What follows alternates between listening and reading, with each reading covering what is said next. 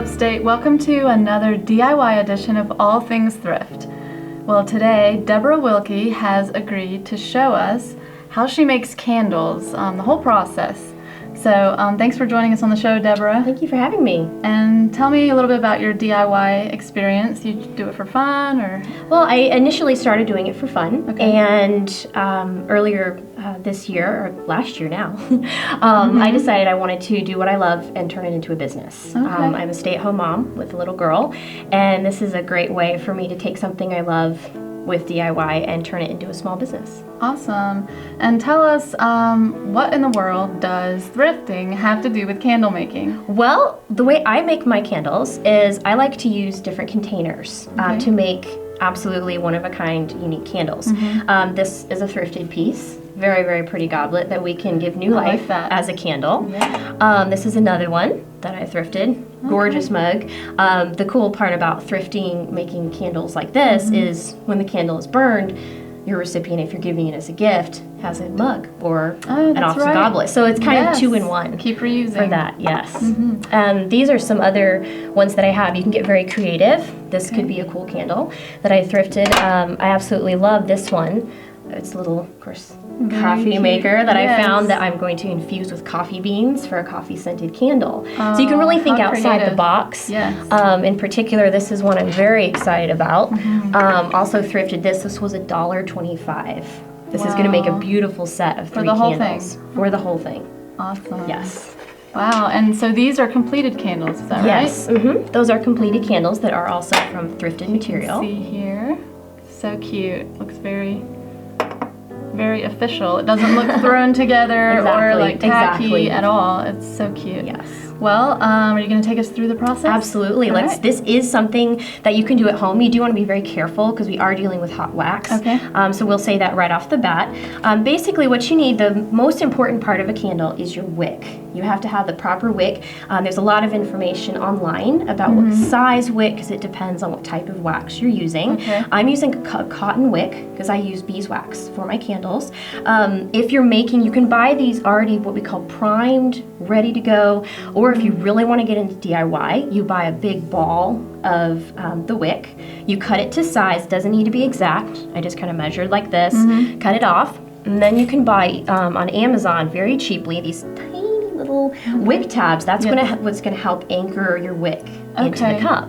So I imagine that's cheaper to get a roll of wick. It's much cheaper. It's much cheaper. It's a few dollars for a bag of 100 of these, which will last a lifetime if you're just doing on the small scale. And again, it's about $5 or $6 for 10 yards, which will make many candles. Yes. So I have already attached the little wick tab here. And what we want to do next is we want to prime the wick. And that is the simple process of dipping it into the wax. And what that does is it makes all the air bubbles escape from the wick. Okay. Because if you have air bubbles as your candle is burning, it can very easily decrease the burning speed. It can make it sputter, it can go out. This helps also having the wax, helps draw up the wax of your candle and allows it to burn 2 to 3 times longer than a traditional soy or paraffin candle. So we just dip it in a few times. We're going to let it drip. Okay. And what I'm using here is just a very inexpensive, you could even thrift these little tongs, they're salad tongs.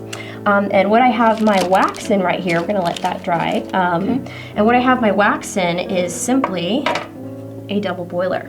You can use a pot as well. It doesn't necessarily have to be a fancy double boiler. And all you need is a large pot, you put some water in it, you put your second pot or double boiler with the wax inside, and you melt it over slightly boiling water. Nice. So again, you don't have to have fancy equipment. Yes. This is beeswax in the raw, so you can see what we've melted here. You can buy it in these really small blocks, very easy to deal with. I have huge wheels of wax because I do it on a big scale, but hammer and chisel and all that fun stuff. So very easy to just get it like this. Okay. And what we're gonna do next is we're gonna take these little wick tabs, like this, because we don't want, when we pour hot wax into our container, it could easily make our wick float around, and you don't want that. You want a well-centered wick. Okay. And these are just little sticky circles. You can also use a hot glue gun. You can use a drop of hot wax in the bottom, but I find that doesn't help it adhere as well. Okay. So what I'm going to do now that this is already dried very, very quickly, Oh, wow. you can see how quickly you can touch it. Okay. See? Yeah, It's very very hard. quick. You just want to give it a little stretch. Make sure you've got a nice, strong wick. We're just going to stick that to the bottom. That was the key element I was missing. Yes. When I Yes. tried to make candles, I was like, how in the world do you How keep does it them stick? I do love these. in the Again, middle? they're not expensive and they're so easy to use. Okay. They're just little, almost like double sticky tape that's very heat resistant. Okay. And now, as we're waiting for that to cool one more minute, I'm going to show you my DIY wick holder. This is to hold the wick in place on the top of the candle.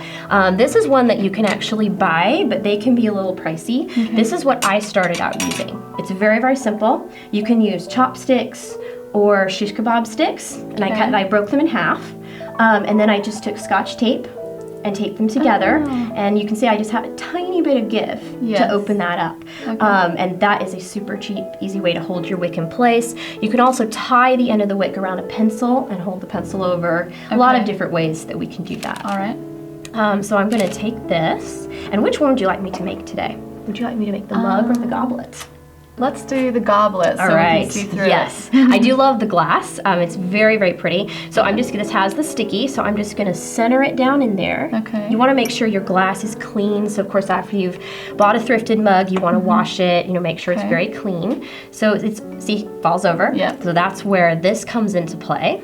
So I'm just going to stretch this out and slide it down.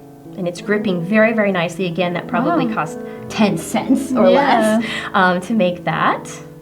And there we go. So we have a wicked candle ready to roll. On a busy day in my house, you will see about 20 to 25 of those on my kitchen table, waiting to be poured. The only other thing I would mention is that we want to be careful of our temperature. When we pour wax, that's one of the intricacies of making a candle.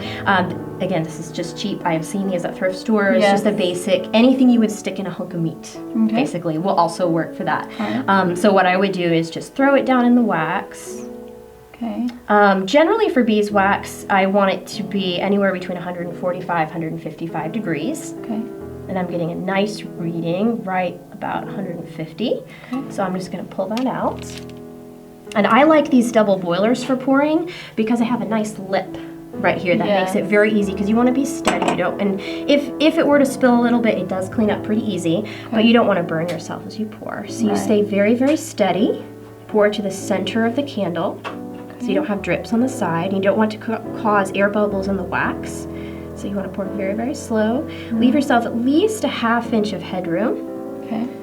And we have just made a candle. Wow. And that is really almost the end of the process. We just want to be very careful not to flip it over at this point. How long does it take to It takes to totally cure. We wanted to leave it for at least 24 hours. That's the hardest part for me, is not being able to test out new creations. Yes. But 24 to 48 hours for a good hard, what we call curing time. You will see it's already starting to solidify. Yeah. You can see the color change. Absolutely. But just don't touch it. It's tempting. You don't want to touch it too soon. But what you want to do is just give it that nice long time, because if you start touching it and messing with it before it's fully hardened and ready to go, you can mess with the burn of your candle. But it is that simple. So you just wait and when it's hard, you trim the wick. Yes, all you want to do is trim it to about a 1/4 inch. And when you're burning beeswax, you want to always, after every burn, trim it to a 1/4 inch. If you leave it too long, you'll have a huge flame that will eat your candle. Gotcha. The other tip for burning beeswax is you want, particularly your first burn, which is always exciting to burn your candle the first time. Make sure it burns 1 inch, 1 hour for every inch of diameter. So, this is about 2.5 inches roughly in diameter. My first burn, I want it to be at least 2.5 hours. That allows the melt pool to go all the way to the edge of the glass. I know we've all had candles that kind of just tunnel down the middle, and that's disappointing because that wastes a lot of wax. Right. So if you give it that initial burn time, it's almost like your candle memorizes that pattern. Okay. And then you're going to have a lot of burn time. I mean, this would be about a 50-55 hour burning candle. Wow. With the beeswax. Awesome. And one of the beauties of beeswax is that it actually cleans your air. Unlike soy and paraffin candles that can often put different chemicals into our air, beeswax actually cleans the air. It's often called a natural air purifier. Okay. So they smell wonderful and Hope they you're clean your air. taking notes out there. She's full of lots of interesting tips. And I love, Deborah, that you've taken this a step further and given us a gift idea with tomorrow being Valentine's Day. She's got this little basket here, and this was thrifted as well? Absolutely. Okay. Yes, it was 50 cents. Awesome. Right. Wow. Well, that is such a good And you idea. can just take, say, this candle. I have plans for this one actually for a Valentine's Day gift. Aw. Lay it in here. You could add chocolates, a little bit of tea, anything you wanted, and you have a very professional looking gift basket right there for very little expense. Wow. So there is chock full of ideas today.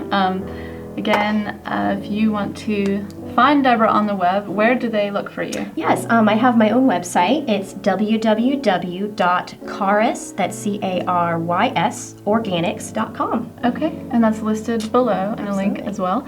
So thank you for joining us and watching how to make candles. Please leave any comments or questions you might have for Deborah, and also tell us what you would like to see more of on our show, All Things Thrift. Remember that our furniture and outfits are always thrifted from Miracle Hill Thrift Stores. Thanks for watching. I'm Jennifer.